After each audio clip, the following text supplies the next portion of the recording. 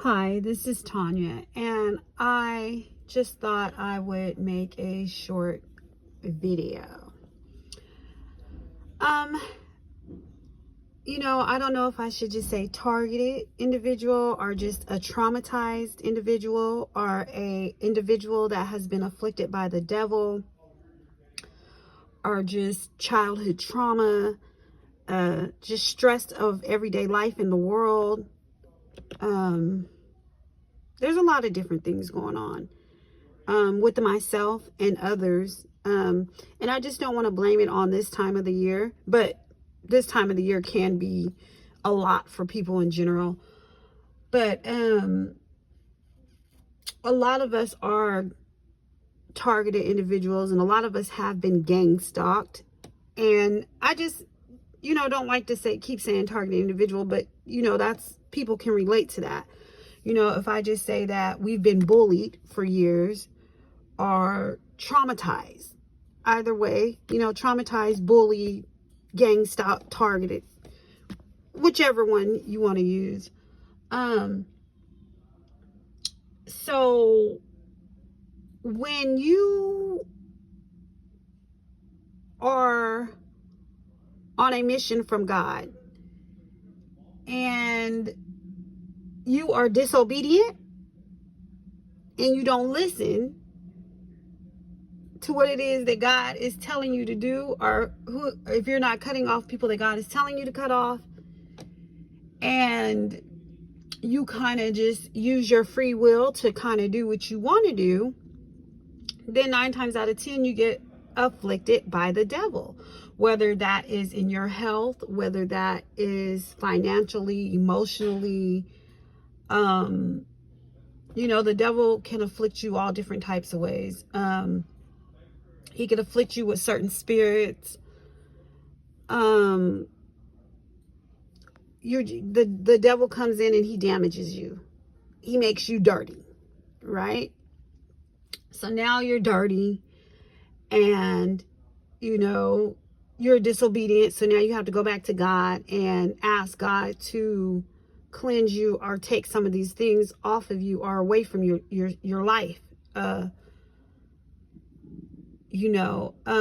So that's trauma. So inflicted trauma, and trying to move forward in life or trying to come out of things, because someone could have done something to you and it could have been a couple years ago, but it traumatized you. So now that you're trying to move forward, it's going to come out if you're unhealed, right? So what I want to say is that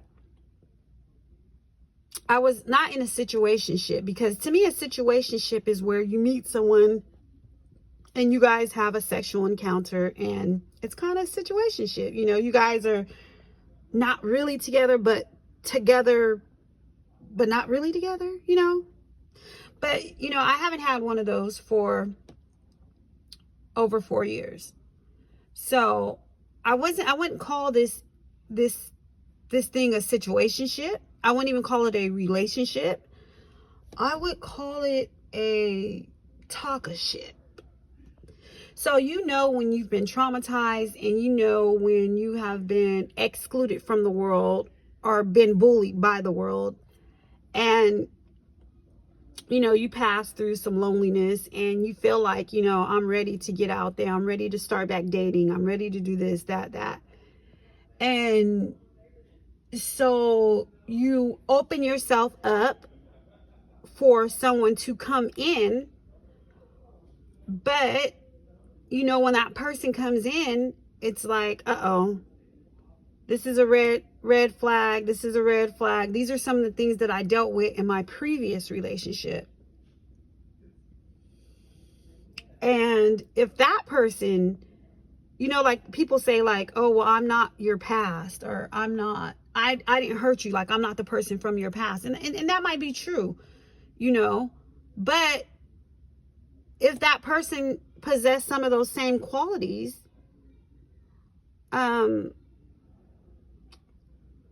then you best believe if that's an unhealed person as well, it's gonna be some conflict, because both of you guys are unhealed. And, you know, some people admit that they're unhealed. Some people, others don't, you know. So it's kind of like, you know, I'll use for example, but it's the truth. You know, it's kind of like, okay, well, my last relationship, I was with this guy, and all he did was date hoes. All he talked to was hoes, white hoes, right? And biracial women. So he was dealing with the spirit of lust. And, you know, I'm dark skinned, you know, and I'm not out running the streets like that any longer, you know. I'm not hoeing any longer, you know. I may have hoed once upon my life years ago, maybe 10, 15 years ago, but that's no longer who I am now because I'm new in Christ, right? So if you meet someone and they have these same characteristics that the last guy had, 9 times out of 10, it's not going to work out. You know, if they're battling the same demon that ex was battling, and they don't see their wrongs, or they don't see, like, because you have free will. So you can be battling certain things, like I battle certain things. So you can be battling, let's say, the spirit of lust. So if you're battling the spirit of lust, then you know certain things that will trigger you, then don't do it. If you have a habit of talking to certain type of women, don't do it. Try something different. Come up against that by exercising your free will in a different manner.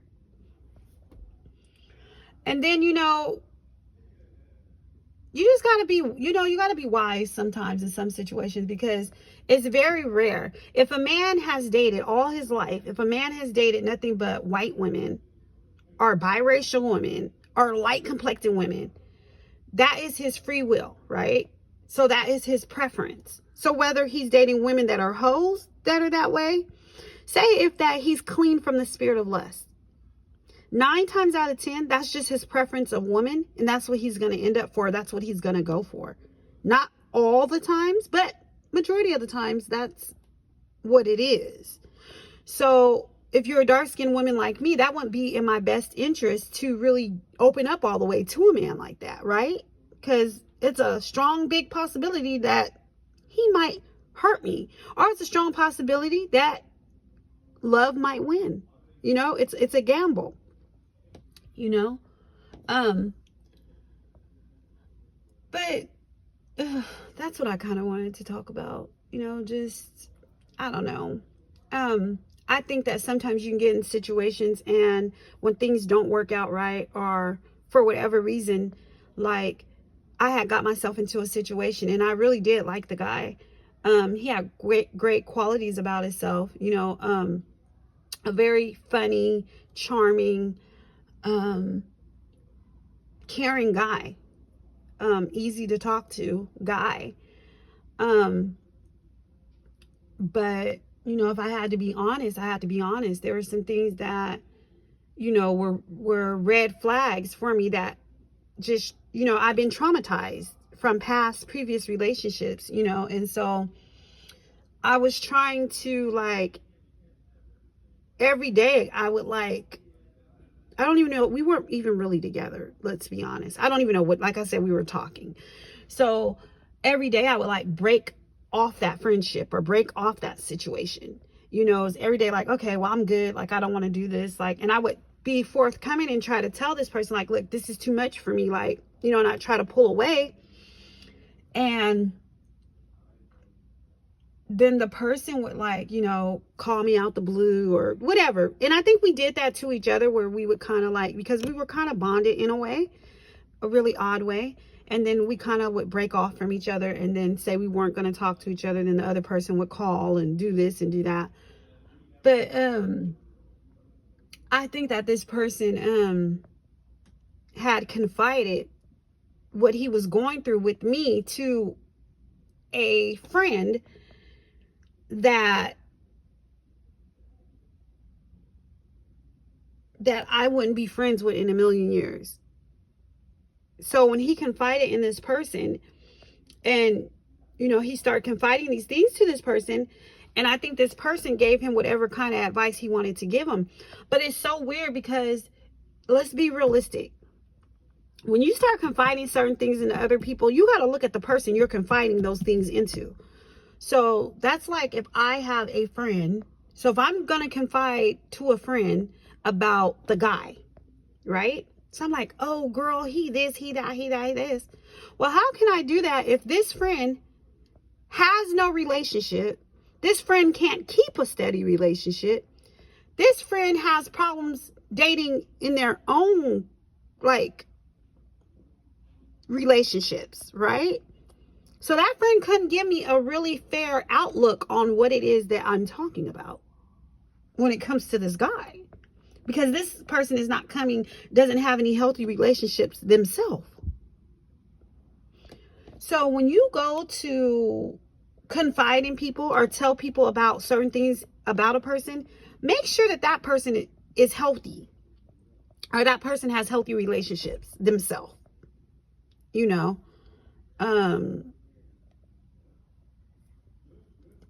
sometimes we confide in people and people can go off of, whatever. But I'll say that even when I was in this relationship with this person or non-relationship with this person, it's a lot of things that I learned. I learned where my shortcomings came from. Like I learned a lot of things that I am not healed from. And I've learned things that I do want in a relationship, things that I don't want to tolerate in a relationship. So what I learned in that little bit of time dealing with that person is that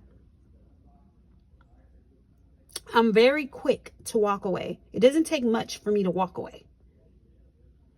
And I am very judgmental.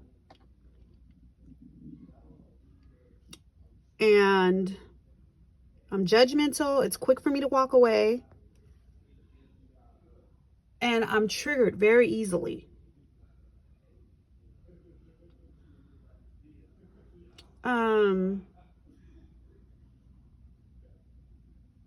But it's kind of like, when you're dealing with someone, it's kind of like when you're dealing with a person that's not upfront or a person that's not honest about things, that's a trigger for me. Because I don't know if it's just because of my age, because I am 47, or if I just been that way all my life.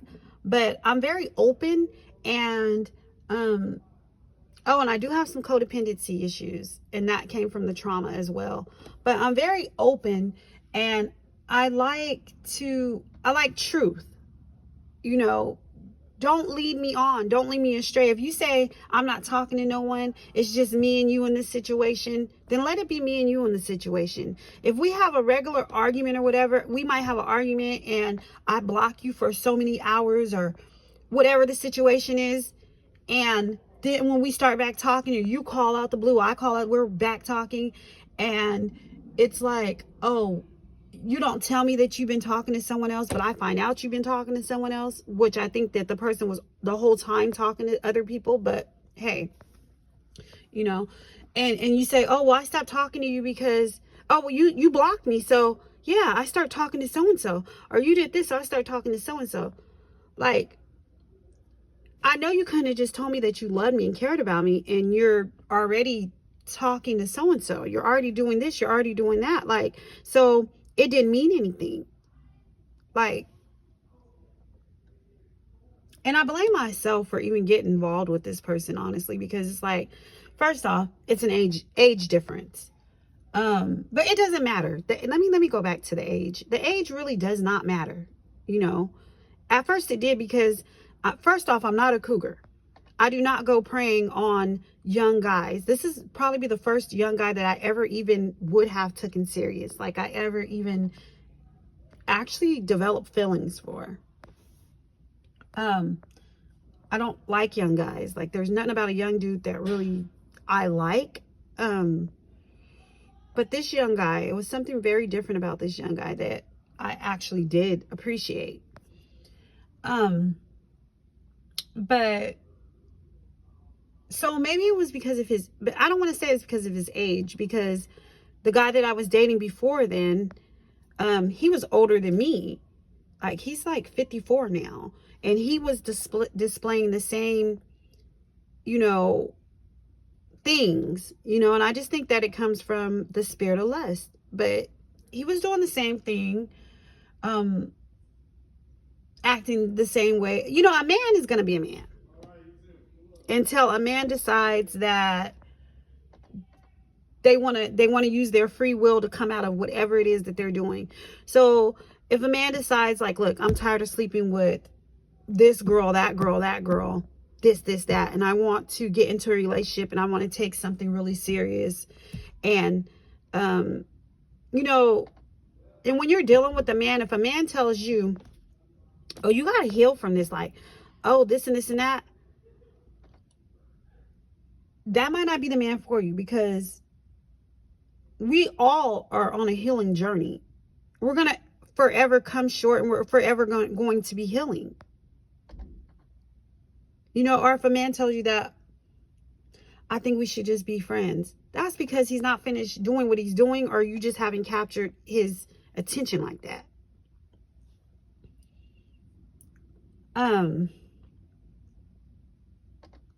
Either way, you know, I can't just blame this on a guy. You know, I thought the guy really cared about me. You know, the guy told me he loved me. He was in love with me. And I thought it was genuine. But, you know, so did the last guy. We were going to get married, you know. So, I mean, a man will marry you and not love you. A man will tell you he's in love with you and not be in love with you and go sleep with 2 or 3 women like it's nothing. A man will tell you that he loves you and is telling 5 other women that they love her. So it's kind of like us as women, we have to find the action. Like if the guy is not showing you the action, the right action, then he's not the man for you. But yeah, anyways, I got myself in this little talkuation, and I thought it was gonna go somewhere. Like I was hopeful that it went somewhere. But it was kind of like I kept pushing him away because it was too many red flags. It was too many red flags, and then I also see my red flags is where I have a problem with trust. So I have trust issues, and that could be strainful on a relationship, a friendship, or anything. So there's a lot of things that I learned that I was falling short from too in this talkuation shit, you know. And you got to think, when one person is saved and the other person is not saved, you know, it could be, well, not really saved, but walking, like believing in Jesus Christ. You know, if you're dealing with a person that don't believe in Jesus Christ, then that's kind of going to be a failed mission. It's not going to be failed, because if there's one believer, it covers the household. But you guys are definitely going to come across a lot of things, you know. And I see myself, when I was dealing with this person, I see myself coming, like dealing with him. It was like the unhealed part of me, that toxic part of me, was just coming out a lot. So you have to think, like, I'm the first person to be real. I believe in God. I believe in Jesus Christ. I have not always, still to this point, I have not walked 100% in righteousness. I have a lot of room for improvement. I do have a dark side to me. And I want to say that dark side has come from the bullying and the trauma that I experienced, and it being unhealed, and me, being unforgiving, and me even questioning God and Jesus, like, why me? Like, why did you allow these people to do this to me? Why did you let me pass through this? Why did you allow these people to treat me like this? Why am I 47 years old? My life is not, it's all the way messed up. Who would have thought I'd be 47 years old, being secluded from the world, admitting to the world that I'm a targeted individual, that I've been gang stalked, that, I've been played by close friends and family members and so-called love interest, friends.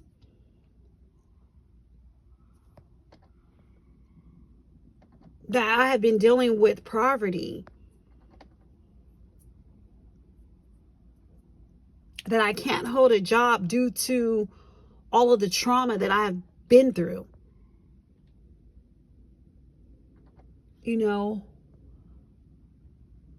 I mean, yeah. And then, you get into this situation, and then you think that, like, you could deal with another target or another gang stalked individual. And,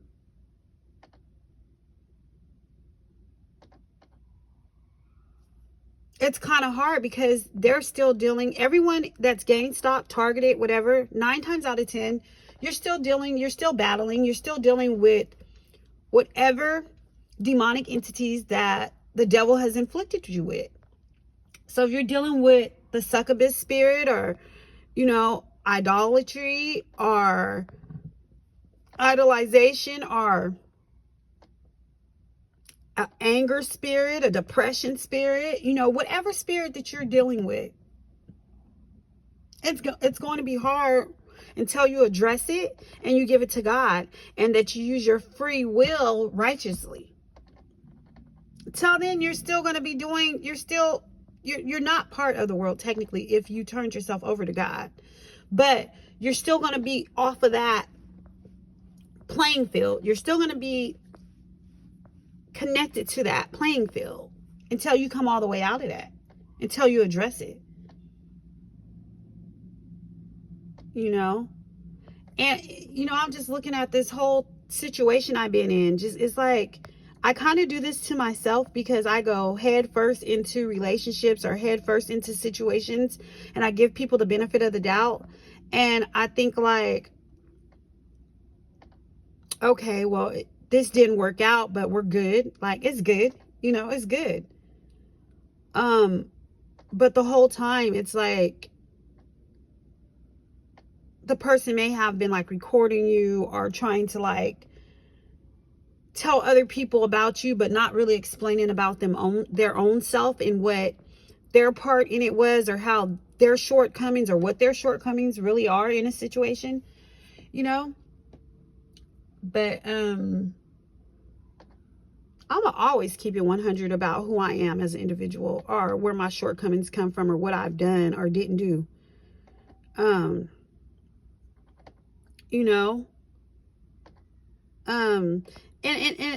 I could talk about this open and clear. Like, yeah, I do talk a lot about white women and biracial women, because I think that white women and biracial women have it easy in life. Like, let's be real. They have it easier in life. It's not a secret. I mean, we could act like it's a secret. We could keep it hush hush. Unless you're a dark-skinned woman that's out here being sexually active and, like, sex kidding, then it's going to be hard for you being a dark-skinned woman in the world, whether it's the targeted individual world, whether it's the regular world. I mean, let's just keep it real. Yeah. People are going to think they can walk all over you, treat you any old kind of way, like you don't matter, like, you're less than, And it's like, I don't have, since I've been in this whole targeting thing or whatever, I really don't have any friends.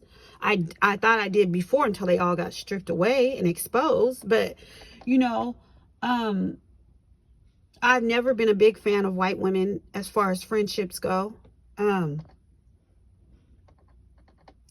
had a lot of biracial friends once upon a time. But now that I'm older, I wouldn't, that's really not my thing. Because because I feel for a white woman, we just have two different worlds going on, period. Whether you got the black man or not, we just got two different things going on. But what I will say about a white woman, and where I feel that I don't think I'm racist against a white woman, because if I seen a white woman somewhere that needed help and I can assist and help her, I'm going to assist and help her. If a white woman said that she was raped or hurt or something happened to her child or something like that, I'm going to empathize with her. Like, I'm going to console her. I'm going to help her where I can help her, just from one woman to another woman.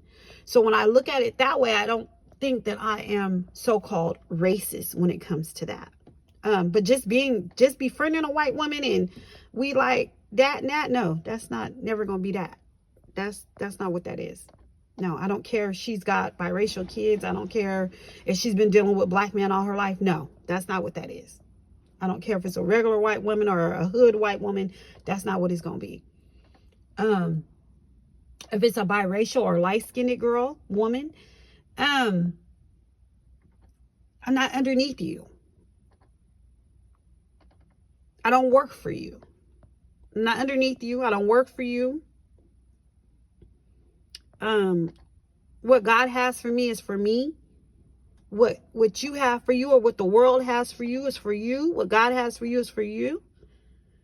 So no, that's not it. Like, and I have biracial daughters too. And like my biracial daughters, I have one biracial daughter that is pro-black, and I have another biracial daughter that's not pro-black. I love to me, I look at my daughters, I view them as black. They're black to me, but they're biracial. I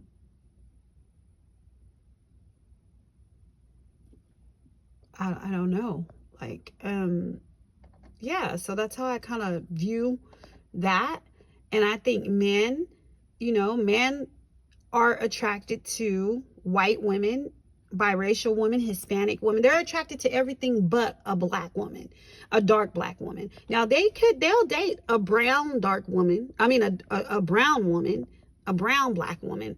They'll even date a dark black woman. If that dark black woman is off into a lot of sexuality, she has to have a lot of sexual components. You know what I mean? So a lot of sexual components, then, she has to be sexual, very sexual. But yeah, it's crazy because me being a black woman, it's like I'm always standing up for the black man. And these black men don't they're not the same. They don't return the same, energy for us black women.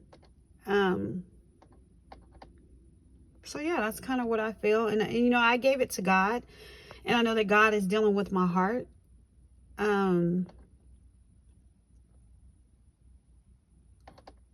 If it was up to me, I would just want to deal with dark-skinned black women.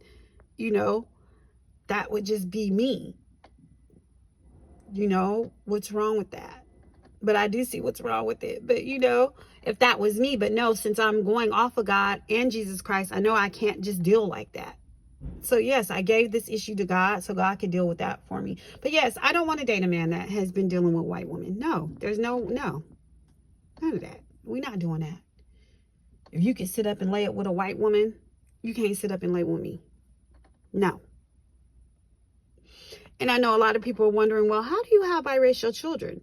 Well, if you look at it, I wanted to know what it was like, because it was like all the black men are with non-black women.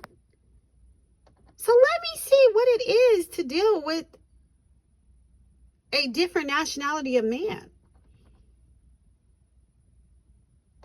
My first pick, my preference, my first pick is a black man. My last pick is going to be a black man.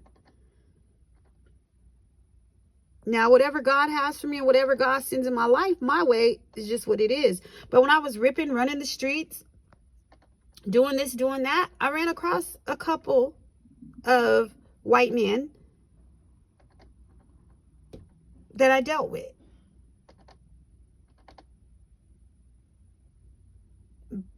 But not my pick, not my preference. Not at all.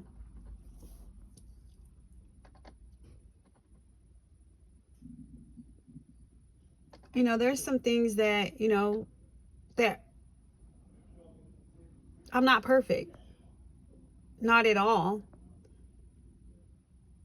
I'm not even, you know, I used to be pro-female, like pro-woman. But going through everything I've been through, it's like, I'm not pro-woman no more. I'm not. Because women are very catty. Women think they are better than other women because they also go by their looks, and they also go by, you know, what man is trying to get with them on their roster. So they feel that like, okay, well, this man, you know, everyone's, you know, I look this way. So since I look this way and you might not look like how I look, well, you're beneath me, or I'm better than you, or this, that. No, we're not doing that. We're not doing that here. No, we're not. And no. And I could see all of this stuff. Like, this is why God is dealing with my heart and my mind and everything. And I give everything to God, is because this situation has made me bitter. This whole gang stalking, targeting thing has made me bitter. And that's what they wanted to do. And they did it. They did it. They did it. They did it. They did it. They did it. At first, I never cared about a color or look, nothing, because I just felt like no one is me. I know who I am. I'm this. I'm who I am. But going through all this psychological abuse and trauma, it hurt. It hurt really bad. It hurt me bad. So now it's like, I don't want to deal with this kind of person. I don't want to deal with that kind of person. Nope. I'm not dealing with this person, that person, this person, that person. Nope. I'm not doing it. I didn't come here on earth to be a white woman's slave friend. That's not what we're doing. I didn't come here on this earth to be a biracial, light-skinned black woman slave friend. No. And I didn't come here to be put on earth to be a good woman to a black man that his choice of woman is a white woman or a biracial or light-skinned woman. No. You know, and I was dealing with this guy, and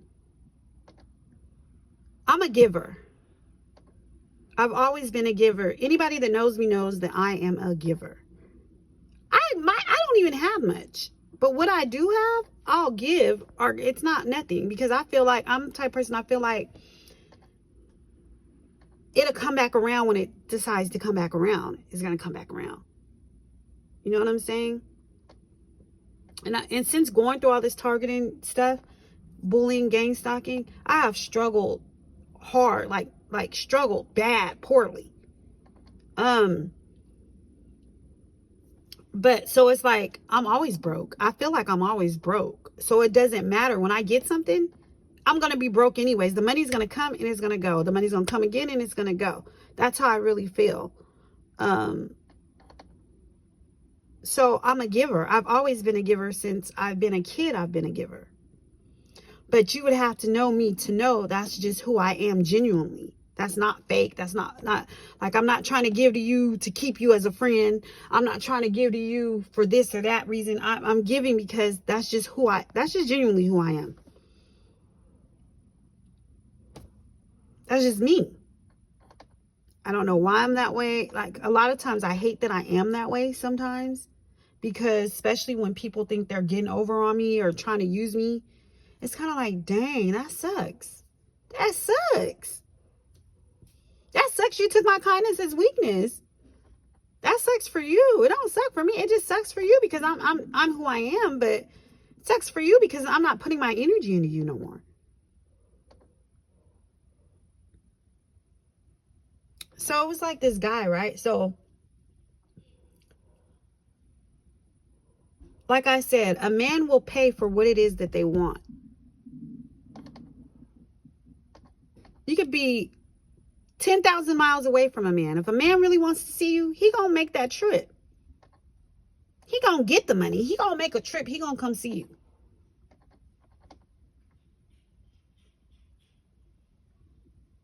If a man is really feeling you and y'all miles away, he gonna send you some flowers. He gonna send you something. Something gonna be at your front door. That's if a man care about you. Because a man to take their money and go give it to a woman that ain't even theirs for an hour. He'll break himself on a woman for an hour, 30 minutes, 20 minutes. But me being who I am, giving. So I was giving to this guy, right? And I gave to this guy because I'm giving, right? But once I gave to this guy, it was a mission, kind of like a mission, and I gave for that mission, right? Then I noticed after that mission, maybe one time was okay, maybe twice was okay. But then I noticed that it was just reoccurring.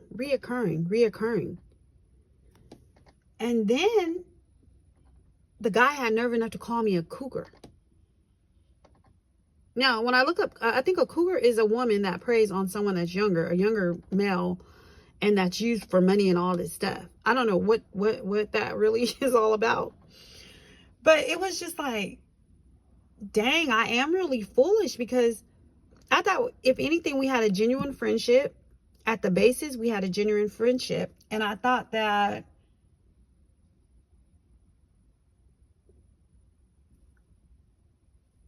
this guy wasn't really trying to use me, but lo and behold,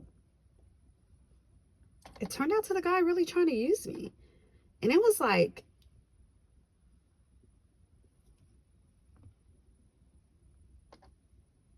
okay.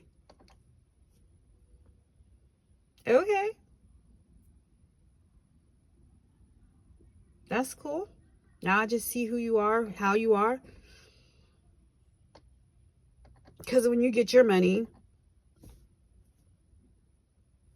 you're spending it elsewhere, which is fine. People do what they want to do with their money, and that's fine. But yeah, just like, and it's like, we're all targets here, in the targeted community, or lack of targeted community, or whatever. And it's like,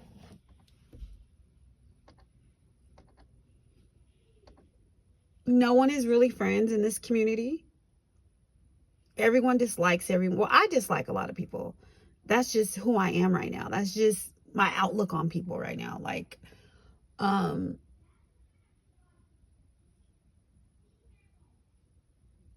I could dislike you and still think that you are an awesome person.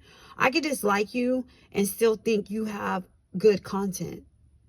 I could dislike you and or not mess with you and think really highly of you.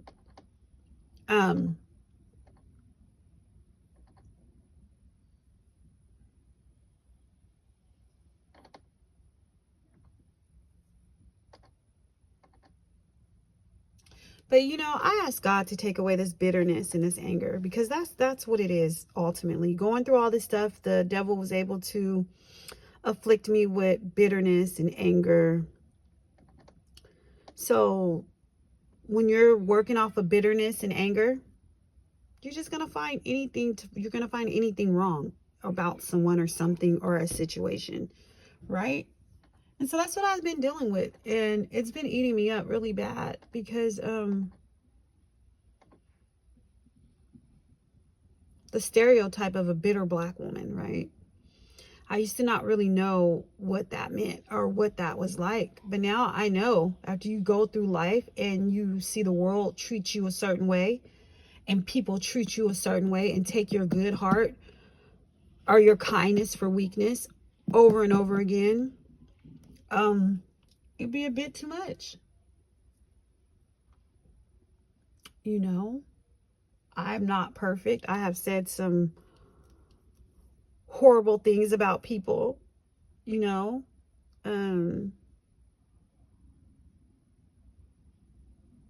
I've said some bad things about people, period. Like,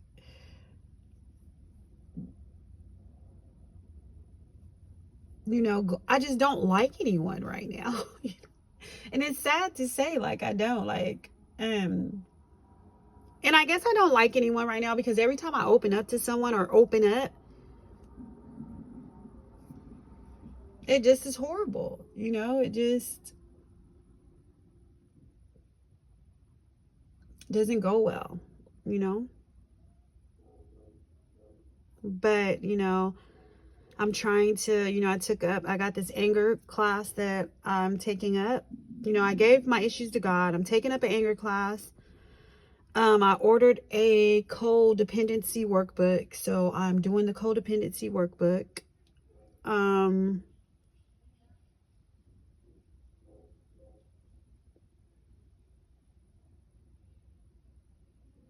You know, I hope that God can heal my heart, and I hope that God can heal my mind, because I think that some of this stuff that I'm going through is stronghold of the mind. You know, I'm so against. I just don't want to deal with. I'm against, and I just don't want to deal with a black man that dates white women, Mexican women, Japanese women, Puerto Rican, Cuban women, biracial women, light complected women. I just don't. You know, that's just like if a man, all he's dated his whole life is a woman that's like a size 2 or 4. There's no way he's going to really, then you see him with a girl that's size 12 or 14. There's no way he's going to really like that woman. That's like a joke. It's a joke. So why put yourself in a situation like that? Like, people sugarcoat things and cover things up. I'm just being honest about my outlook of situations. If you look at majority of men and black men, if a black man is not with a white or Hispanic woman, he is with, 9 times out of 10, he's with a light-skinned black woman or a biracial black woman. He's not with a dark-skinned black woman. No, it's very rare that you see that. That's why when Papoose and Remy Ma were together, I was like, black love, finally. I could see some black love. But when that fell apart, but it's really not fell apart, because now he's still with Clarissa, I guess. So I am like, I respect black men like Papoose. Like, I'm glad there's black men out there that genuinely like, you know, brown to dark women and more dark skinned women. Like, I'm glad for that. Like, that's beautiful. Like, great.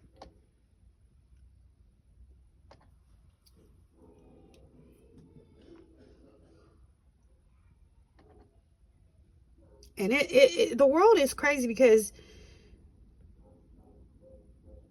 the world and society and men judge women so harshly, right? But if you look at some of these men, they don't even look like that. Like, stop playing. Because 9 times out of 10, if you didn't have a job or some kind of money, you not it. Some of these men, they have their nerves trying to judge black women. Like, some of these men ain't it either. Like, some of these men ain't it.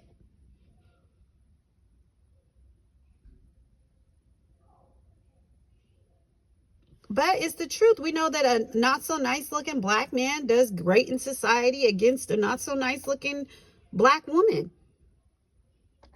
The black woman just has it hard in life in general. And I guess I have been angry at God for a while, like,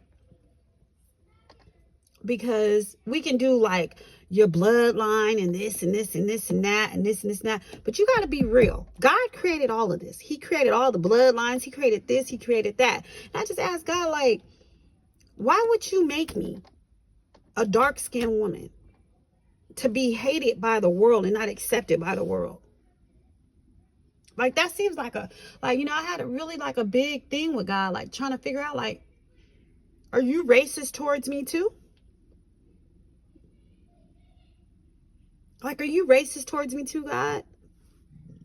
Is the reason why I had to go through this gang stalking and targeting is because you hated me too?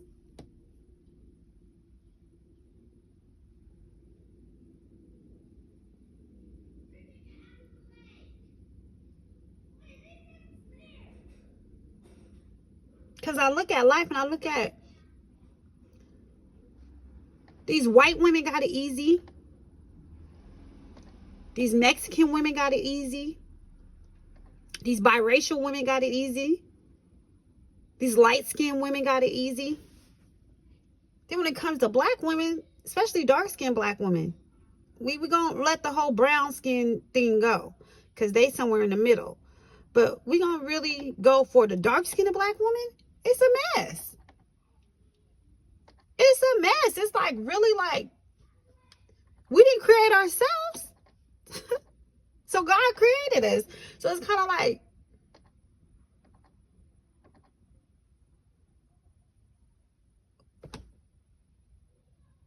my understanding is just really like, that's why I say my life ain't even my life. Like, my life is not my life. My life ain't my life. My life is God's life. Like, my life belongs to God. So it's either you do what God wants you to do or you don't and you pay, or you do what God wants you to do and you just wait to see how things fare out. Like, I'm just here.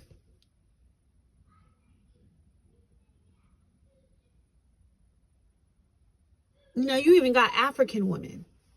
And not all African women are dark in color, but you got African women.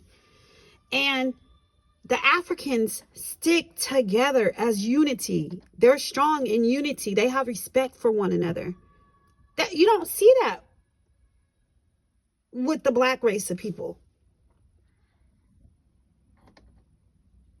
They treat dark-skinned black women like they ain't nothing.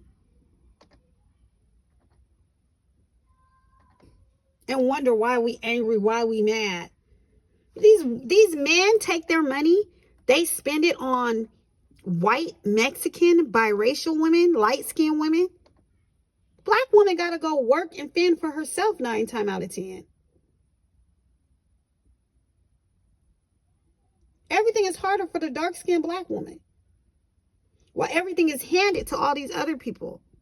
You even got black men pouring their love into these different nationality of women. You got them protecting them. Where's the protection for the dark-skinned black woman? Who's protecting the dark-skinned black woman? Who is showing her love? Who is spending on her?